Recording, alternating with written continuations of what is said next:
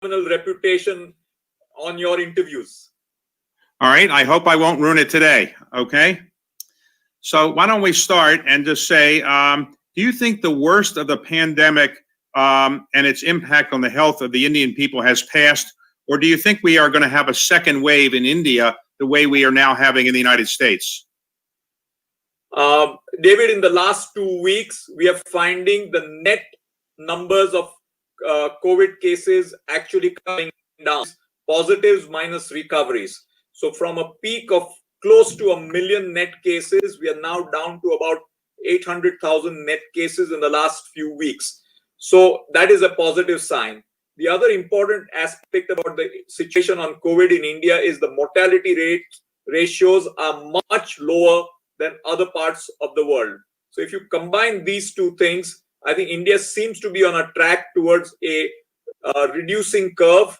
However, India is heading for a festival season, which is between end of October till middle of November.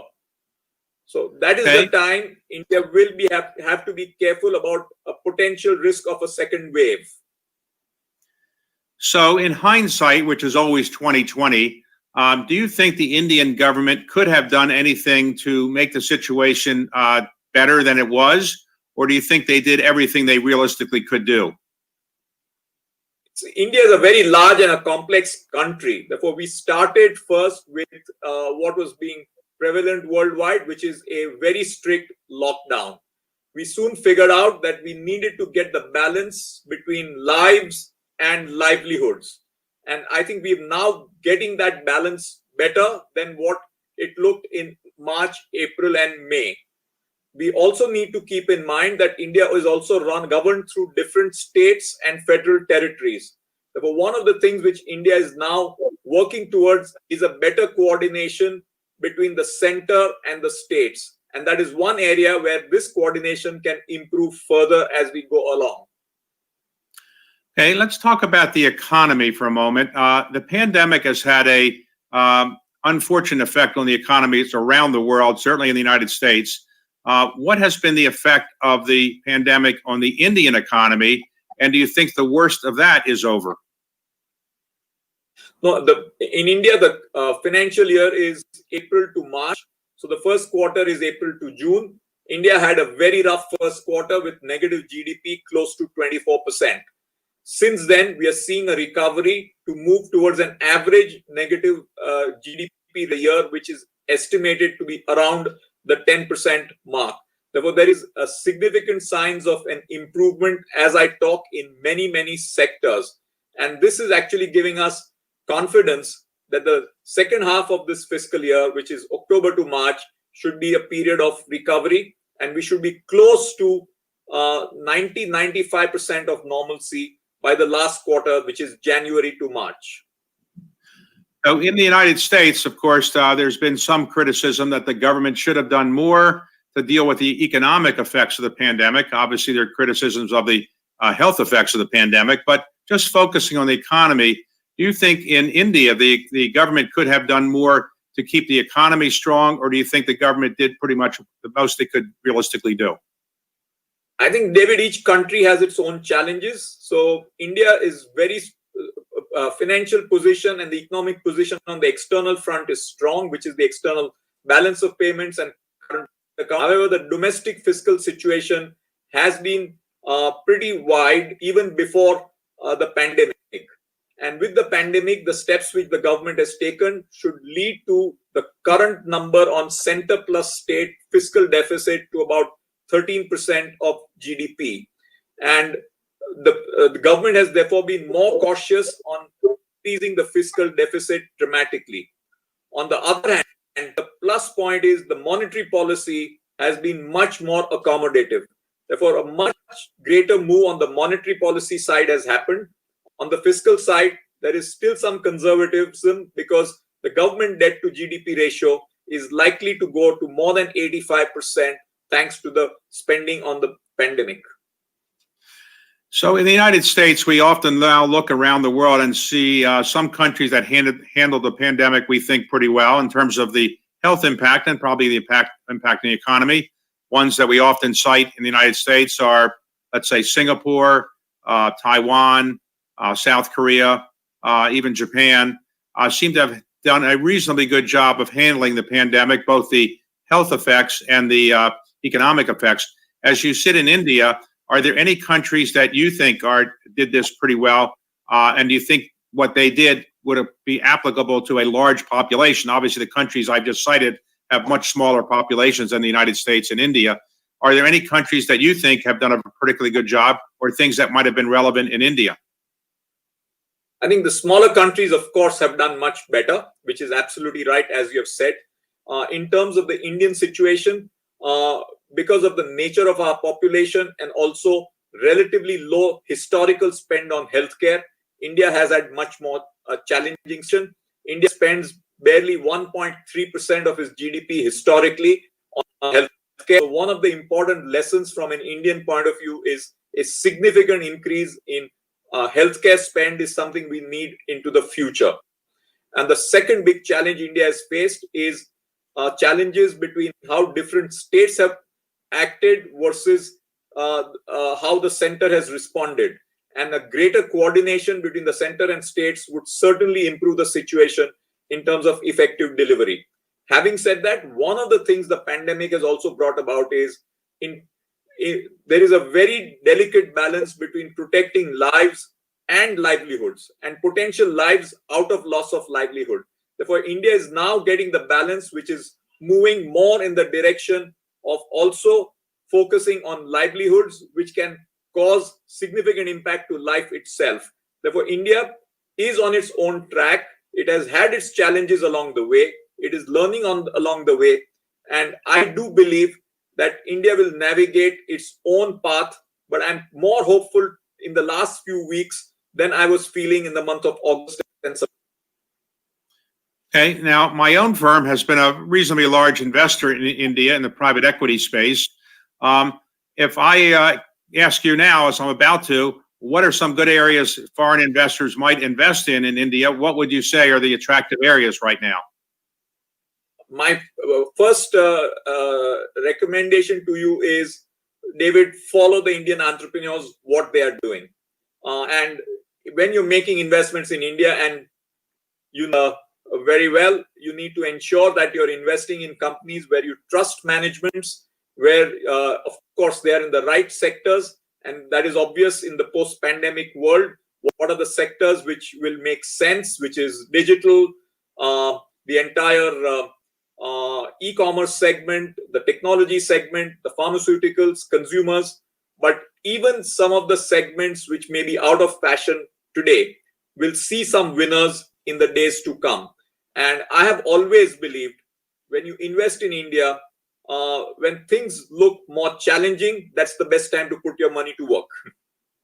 Okay, so when you travel the world, and you're probably not traveling that much right now, but when you talk to people around the world, do they ask you, is it a good time to invest in India? What is your response?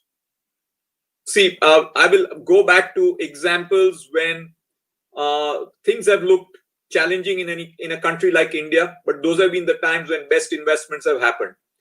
You go back to the 90s, post the Asian crisis, India was a place where investors were very cautious. That's the time when we had the whole nuclear blast, as a result of which India was out of fashion. Best returns have been made on investments for people who have invested around 99 to 2003. And those returns have been phenomenal for investors. Therefore, I do believe that if you look at valuations, you look at the right entrepreneurs, if you look at the right businesses, this is a time to invest, because macroeconomic India on the external front is much stronger than the fragility it had in those days.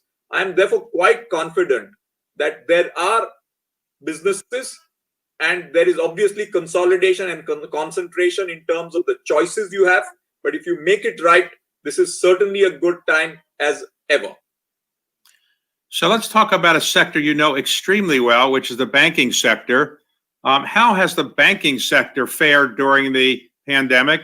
And what do you think the banking sector's prospects are over the next year or so? So if you look at the banking sector, David, first of all, the structure of the sector is The state-owned banks are nearly 60 to 65% of the total sector, and private sector banks are now about 35%. When I look at the future days ahead, I see this ratio in the next 5 to 10 years moving to more around the 50-50 mark. I also believe the state will have to take tough calls on the future of state-owned banking. As we go forward, banking sector is ripe for a significant structural change and a reimagination. The banking sector also is finding new opportunities and challenges coming out of customer change to a technology and a digital platform. Therefore, I genuinely believe the sector will reinvent itself with few winners and losers. So, how did you get into the banking sector? Because your family was not in the banking sector, it was in a different business. So, what prompted you to get into the banking sector to begin with? It started after I completed my MBA. I had an option to go out and work in a company which, like Hindustan Unilever, where I had an opportunity to do. And that's where I had a chat with my father. He said, why don't you think about a career on your own? Family business is commodities, but why don't you chart your own destiny? And I took up my father and started, based on his advice, with about a 300 square foot office space, which he was good enough to give me from the family office area, and that's when I started the whole concept of financial services. In those days, the first opportunity came to us a product called bill discounting, which is in some ways like a commercial paper. And it essentially is suppliers to companies where the payment comes after 90 days or 120 days. And the rate at which banks were offering bill discounting, in those days I was not a bank, banks were offering bill discounting at a rate of 17% irrespective of rating. There was no concept of rating. It was controlled by the central bank, and any borrower had to pay 17% rate, including a Tata company. So I had a friend of mine from the MBA class who had joined a Tata company called Nelco. And I started a business discounting bills of Nelco. In those days, banks used to give 1% on deposits and charge 17% on discounting. So here was an opportunity. So I went to a few family friends and said, instead of 6% on a bank deposit, what if you got 12% on a Tata risk? And I was in business. So effectively discounting a bill at a more competitive rate than a bank. So instead of 17, 16, and offering it to investors at 12. And that was a 400 basis point spread and a new financial intermediation business, which got me going in a whole new area. And it was the beginning of a story, because then I was quickly able to raise capital, which was a huge amount of money, about $80,000 from friends and family, and I was in business. And did you take on a partner at that time? Yes, after doing business with Tata, I started doing business with Mahindra, and I got to know Anand Mahindra quite well. So I was happy to invite him to take some equity in the company, which Anand willingly did. And he took at that stage close to 15% stake. And I also was happy to request him to have the name of his family in the name of our company, which is why we became Kotak Mahindra Finance Limited, which is now Kotak Mahindra Bank. So why did you have the self-confidence to put your name on the organization? Sometimes people don't put their names on because they're afraid if it doesn't work out there, it wouldn't be good for their name. But you had enough confidence, I guess, to put your name on? David, my learning came from the great success stories of the US. I still remember reading books, and thereafter, of course, my first visit to the US later. Some of the biggest names in the US, JP Morgan, Goldman Sachs, Merrill Lynch, are all family names started by individuals and families who put their name on the line to build trust and confidence, and thereafter have become global financial institutions. The Mr. Morgan may no longer be there, but JP Morgan is one of the biggest and the most successful financials in the world. So my inspiration came from there, and which is why we believe that we must put our name on the line to build trust and confidence of our customers that this is how much we care for the business. And that is the basis of putting our names in the name of our company. I think Mr. JP Morgan is there. He's just been reincarnated into Jamie Dimon. But anyway, that's a separate issue. So let me ask you, how come your bank has been able to grow at such an enormous rate? I think virtually no other bank in Asia or India has grown at the rate you've grown at. How did you do that? What was your secret? David, it's just about common sense and looking at opportunity one by one.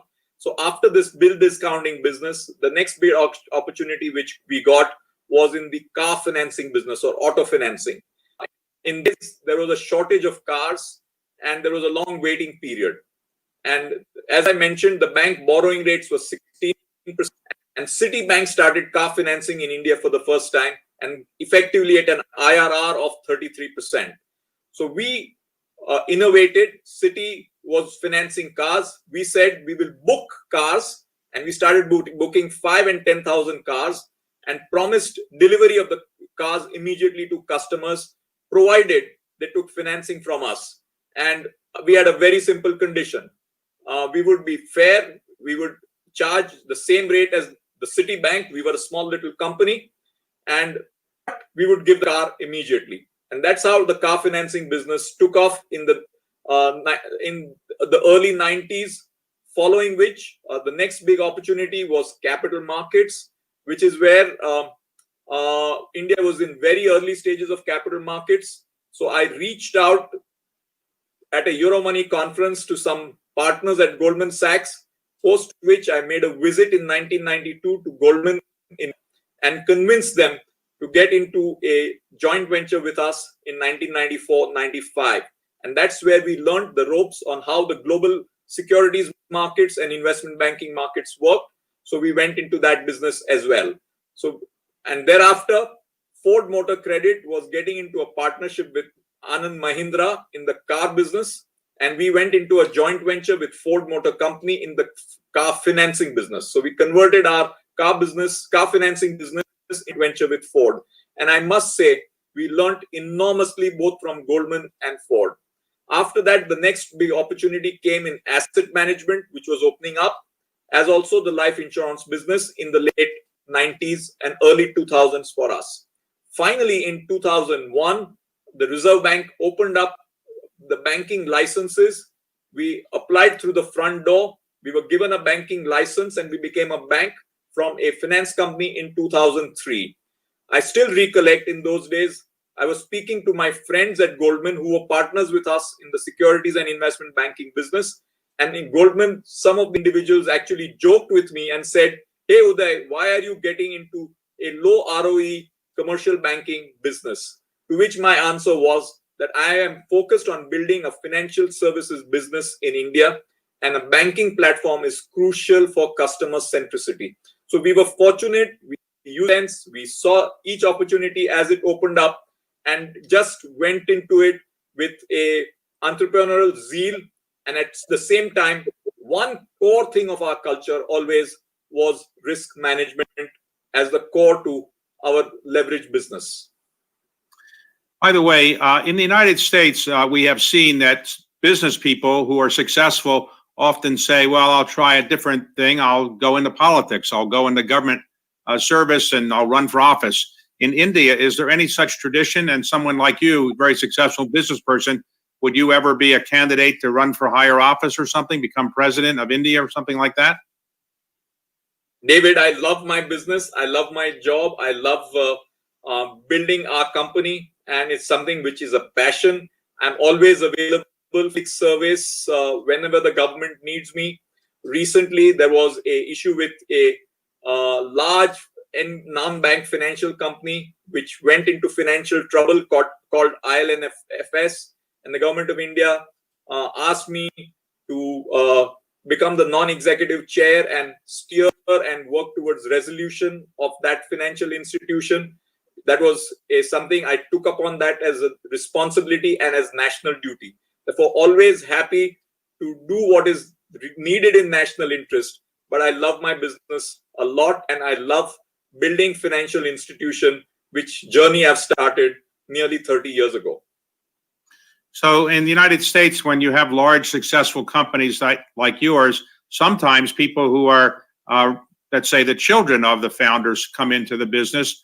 Do you have any children that might be interested in going into your business? I have two boys. Both interestingly have done their post school in the US. One of them is Dhaval, the younger one is in New York. He's just going to be starting his MBA in the US. And the older one, Jai, has finished his MBA. He's back in India.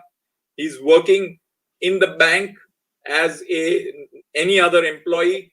I am a believer that it has to be on merits, and succession from me is not necessarily to my son. There is a whole team of professional managers who will be well ahead in the opportunity. And Jai, if it's up to him and up to the bank, what works for them in the future. Okay, so your career in banking came about in an unpredictable way. As I understand it, you would have preferred to be a cricket star, and in fact, you were a very good cricket player. But what happened to your cricket career? David, I loved cricket as a sport, and I was a player, both a batsman and a bowler. At the age of 20, I was playing a cricket match on a ground, and I was hit by a cricket ball on my head right here. It was a pretty serious injury, and I was operated upon within 3 hours and narrowly escaped. I happened to be a product of a joint family, and my father and my grandfather at that stage basically said, Uday, enough is enough. It's time for you now to forget cricket.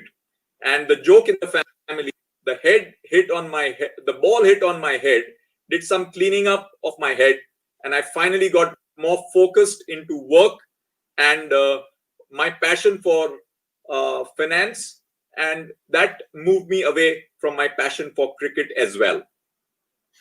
All right. Can you explain to an American what the appeal of cricket is? Because it goes on, it seems like for days and days and days. United States, we have baseball. It's over in like 2 hours or so, something like that. Football is maybe over in an hour. How come it takes days and days to play cricket? David, that's changed. It used to be 5 days. Then it became a one-day match. And now the latest format is known as T20. That is a match which is for a total of 3 hours. It's like watching a movie. So that is now reduced to a 3-hour game in totality, known as T20. And that's great fun. Right now, one of those leagues are going on, which is amongst one of the most popular leagues anywhere in the world in terms of the size of revenue outside the US. It is known as IPL. The format of cricket has changed, and it's keeping pace with our times. And next time you are in India, David, I would be delighted to invite you to a game of 3 hours of cricket. I assure you it is not days and days and days. Well, before the pandemic arose, there was an effort, I think, to build a big cricket business in the United States. I think a number of people who support cricket were going to build a big league here. I don't know if that's still going forward. I think it's probably in abeyance for the time being. But there was an effort to do this, and my own son was interested in getting involved in it, so that's how I heard about it. But okay, we'll see what happens in the future of cricket down the road a bit. Let's talk about something that also begins with a C, China. China and India have been competitors for, I would say, several thousand years, I suspect. But in more recent times, they've been competitors in becoming major global economies. Do you think that China has done things that has enabled it to become the leading manufacturer in the world? And are there things that India could do to also become a leading manufacturer? Or do you think India is best suited to do other kinds of things like information services or technology things and not compete as a manufacturing center with China?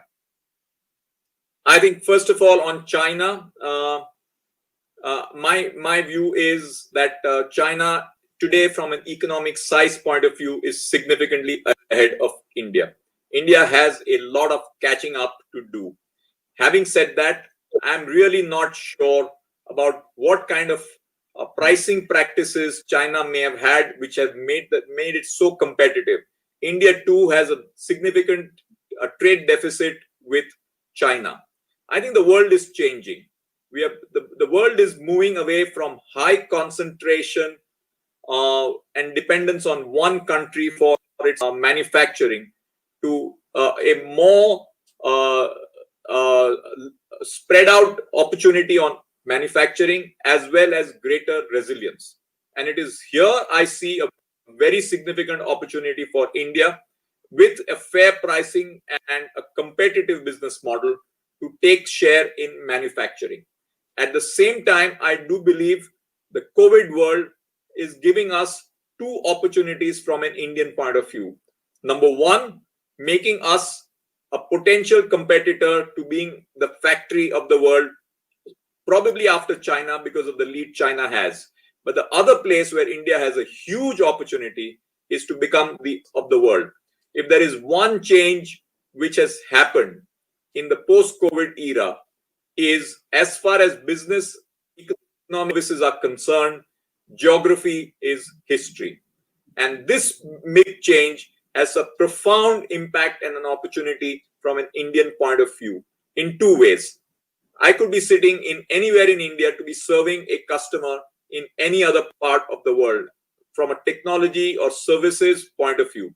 Second, within India, from urban to rural India, I can be operating in a small village, and as long as I've got connectivity, and connectivity has become much better in India, to be able to connect anywhere else in the world via the digital and technology platforms available. Therefore, India has an opportunity not only competing in the space of the factory of the world, but a very big opportunity to compete in being the office of the world. I see. So, okay, I understand. Now, let me ask you about this. Your son, you said, is now studying in the United States, and I guess maybe your other son studied in the United States as well. More typically, we see young Indian entrepreneurs coming to the United States and staying here, building companies. And in fact, it's often said that I think 1/3 of the companies in Silicon Valley are run by people who came from India initially. Whether that's true or not, it's somewhere, it's a very high percentage. I don't know if it's 1/3, but it's a very high percentage. Why do you think it is that, leaving your own family aside, many people from India who are young tech trained entrepreneurs or wannabe, they stay in the United States and they don't go back to India? Is that true, or is that something that's just a misperception? David, it is true, and it's true. I was a college student. At least two of my four close friends migrated to the US and built a career in the US. One of them became a lawyer, and another one is working in a financial institution. I would say at many levels, the levels of quality of living, standard of living, and the compensation levels, especially for professionals, the US is a very attractive place. However, I am a believer that people who have taken the challenges of doing things in India, like I had the good fortune to do, the results can be phenomenal. Therefore, it's less about individual choices. It's more about being fortunate to get the right breaks and the right opportunities wherever it be, whether it's the United States, East Coast or West Coast, or whether it is parts of India. I would therefore look at each person's own instinct, intuition, and opportunity which comes forward. And as far as both my boys are concerned, I've left the choice of where they want to make their future to them. And at least my older son has chosen India. My younger son is more inclined probably to the US, but that's fine. It's their choice and their future. So today, if somebody says that they want to be an entrepreneur, would you tell them to try to do it in India, or would you say maybe the United States is more attractive place? On that, I think it's each person's circumstance. Yes, the absolute upside for a professional with limited means to start a career, US may be a good opportunity, especially in the early stages. And then you got to see how the breaks happen. I mean, you got outstanding examples in the US of Indians who've really made it big, whether it's Satya Nadella, whether it's Sundar Pichai. Therefore, it would be unfair to say opportunity in the US is not there. The US has fantastic opportunity, but do not underestimate the Indian opportunity as well. So if if I were to look at the Indian economy, what is the most important economy outside of India to India? Is it the Chinese economy because of your proximity and trading relationships, or is it the U.S. because so many prominent Indians have come to the U.S.? What do you think is the most important economy in the world to India? India's alignment with the US is really, really positive. Therefore, Indians relate to the US way of thinking. I think Indians respect the US for its openness, for it giving an opportunity to anyone and everyone to make a great future. So from that point of view, most Indians are attracted to the US as the natural partner in many areas. And as far as China is concerned, we have to keep in mind that at a very basic level, that is a society which is less open and probably not as transparent. So we really don't know how the thinking is. I would be surprised if many Indian entrepreneurs could build a future in China on their own. The same is not true for the US. And therefore, India's alignment from a political point of view and an economic point of view is more natural to the US. However, I will make a distinction between services and trade. On services, the relationship with the US is much closer. On trade, probably the Asian side is where there may be bigger opportunity. And okay, so let's talk about the climate change situation, if we could. The United States, China, and India are the three largest populations in the world, and they are also the three largest producers of carbon in the atmosphere. Do you think it's an issue that people in India are worried about in terms of the air that they breathe and the climate that all of us on the earth have to face? Or is it less of an issue in India because of the need to worry about more pressing issues? David, it's such a, for all the negatives of COVID, it's such a huge pleasure to see clear skies in cities like Mumbai and probably Delhi, especially in recent times. We have seen a huge amount of pollution as a big issue in India. And I think it's center stage. I must, in this context, also compliment our Prime Minister Modi. He has taken up the issue of environment and climate change and has been a signatory to the Paris Accord, which the US did not sign to the best of my knowledge. And he's driving the whole change of power into the renewable power as one of the biggest focus areas for India. I think it's changing. India is realizing that it has not given enough attention to environment and pollution over many, many years. It is paying a price for it. You just have to look at the city of Delhi in winter and how bad the air quality gets. Therefore, India has got it very much on its radar to focus on Mother Nature and improving the quality of environment and climate. However, the price for that is high. And that is where India has to ensure that climate change has to be a non-negotiable part of the future of our generation across all countries. And I have no doubt that India will support climate change initiatives globally. The United States, actually, we did sign the Paris Accord. President Trump pulled us out of it, but we're not technically out of it, I think, until another month or so. So depending on the election, it may go another way. But anyway, we're still technically in it, though obviously we have not been as good a partner the last couple of years, I would say, in my view. Let's go forward and talk about a subject that you and I have spent some time on, which is philanthropy. Clearly, when people are successful in the business world, they have more money than they might need to spend for their daily necessities. And so in the United States and around the world, there's been some emphasis on philanthropy. What is your interest in philanthropy? Are there certain philanthropic causes that you are particularly interested in? David, we at our family level and at our firm, we have identified education for the underprivileged as the core to the future of Indians. And this is an area which is requiring significant investment, but along with it, significant capacity building to make a difference and make the change. And it is combined with the levels of poverty at the lower strata of society. Therefore, we have identified through our institution called Kotak Education Foundation to go out there and make a difference to people in the area of education and skills, particularly for the underprivileged. And that is my key drive. Another broader issue from an Indian point of view, David, is India is amongst the few countries which has pioneered the concept of making CSR a part of the DNA of every corporation country. Therefore, every corporation is obliged by law to spend 2% of its profits in the area of corporate social responsibility. And this, if well implemented, which is what Indian companies have begun to do, is our contribution for building a better society. And in that context, I therefore believe that doing good and doing well go hand in hand.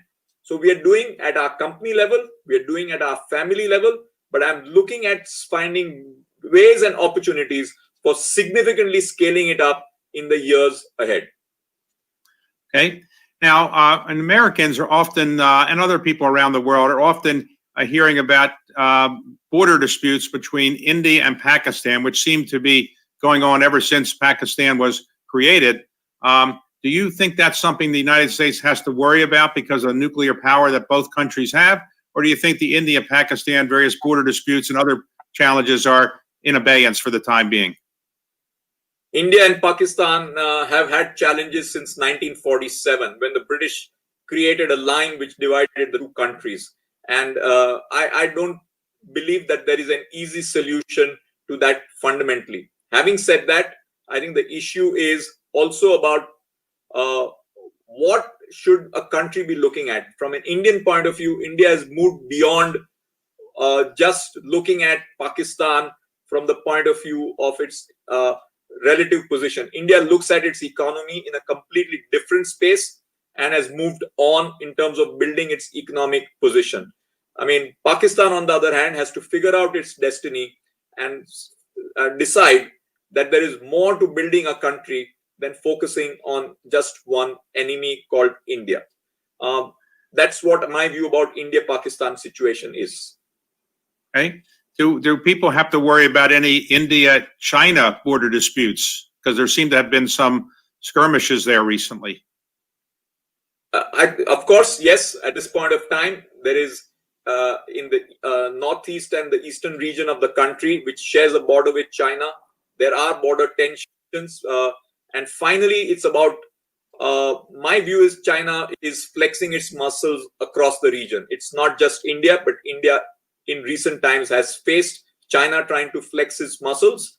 And that is where I think the political cooperation between the India and the US is also growing much closer and should go even closer. So it's India, US, Japan, and Australia, the Quad, which is working close together in terms of having a strategy to counter the aggression which China seems to be showing both across its political side through its defense or its border aggression as well as economic aggression. So I think it's a challenge.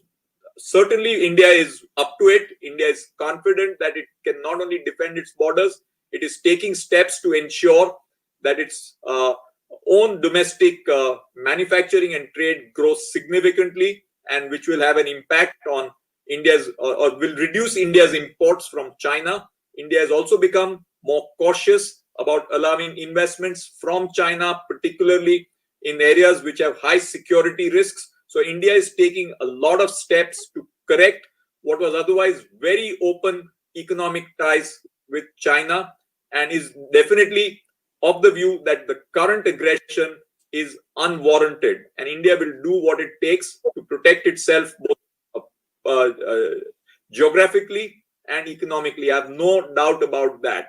But it's a different point. We are getting into a situation where the China situation is a global issue. The US-China issue is also there. And therefore, the world has to take a view about how do you handle a new superpower which has begun to flex its muscles across the world. So, as I understand Indian law, you will be required in a not too long future to step down as the CEO. Is that true? And if it is true, what will you do when you're not the CEO? Will you still be the chairman, or how will you still exercise your influence on the company? So, David, as of today, there is no law in force. There has been a discussion paper which has been put out by the central bank, but it's not a law as of now. My view on this is that long term, any institution has to work on an appropriate succession ability, which Kotak Mahindra Bank would obviously have methods and measures in place for long term succession planning. The retirement age for a director as of today is 70. So I'm 61 as of now. So that the retirement age for a director is still a long way off. And as far as I'm concerned, irrespective of my role as a manager, which is something which at some point of time it will be appropriate and not in the immediate near future for considering a role as a non-executive director, but certainly not in the near future. But longer term, I think the issue is our commitment is complete. We are 26% shareholders as a family, and we are very committed to continuing as long-term owners, shareholders, and value creators for all shareholders in Mahindra Bank. Okay. So as you look at what you've done in your business career, what would you say are the most important 2 or 3 leadership traits that enabled you to rise up? And if a young entrepreneur or business person is looking in now, what would you say to that person about what he or she should try to improve in terms of their skill set?